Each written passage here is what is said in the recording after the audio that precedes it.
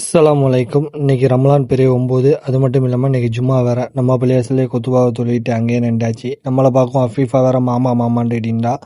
ஒரு வடநாட்டு புள்ள நம்மளை பார்த்து மாமாங்கிறப்போ அழகாக தான் இது. நல்லா தமிழும் பேச ஆரம்பிச்சுட்டா. பயிலும் அப்படியே அகலிக்கிட்ட உட்காந்துட்டாங்க. அதுக்கப்புறம் அசரில் கஞ்சியை வாங்கி கொடுத்துட்டு அப்படியே ரியாஸ் பஸ் ஸ்டாண்ட் சைடு போவோம். நான் பஸ் ஸ்டாண்ட் போயிட்டு அவன் வண்டிக்கு பெட்ரோலையும் போட்டுட்டு வந்தோம். நல்லா சன்செட்டு சூப்பராக இருந்துச்சு, வேறு லெவலு. அப்புறம் இன்னைக்கு என்ன நோம்பு திறக்குன்னு சொன்னால் லெமன் ஜூஸும் வாட்டர் மெலன் ஃப்ரூட்டாகவே கொடுத்துடலான்ட.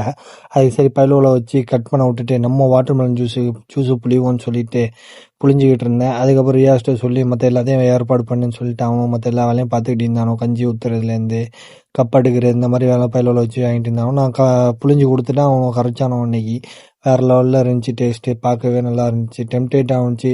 அப்புறம் நான் துவா செய்கிறேன்னா சரி துவா செய், நான் அப்படியே கொஞ்சம் வீடியோவும் எடுத்துக்கிறேன் சொல்லிவிட்டு அவனை துவா செய்ய வச்சுட்டு நம்ம பக்கத்துலேயே ஆலிம்ஸாக வந்துட்டாப்புல. நம்ம பள்ளியாசலில் திராவியாக வைக்கிறவோ அது ரிஷாத்தாவோ தான் நம்ம பள்ளியாசலில் திராவியாக வச்சுக்கிட்டு இருக்கிறாப்புல. அதே 14 வயசுலேயே குரான் மனப்பாடம் பண்ணி முடிச்சுட்டாப்புல. அல்ஹம்துலில்லாஹ், அல்லாஹ் அவளுக்கு ஹிதாயத்தை கொடுக்கட்டேன். நம்ம பிள்ளைகளும் இந்த மாதிரி ஹாஃபீஸ் ஆகட்டேன், அதுக்கு துவா செய்யுங்க. நானும் உங்களுக்கு துவா செய்கிறேன். உங்கள் வீட்டில் ஒரு பிள்ளை ஹாஃபீஸாவோ ஆலிமா ஆக்குங்க இன்ஷா அல்லாஹ். கவர்மெண்ட் வேலையில் தான் இருக்கணுமா, ஹாஃபீஸ் ஆலிமா இருக்கக்கூடாதா?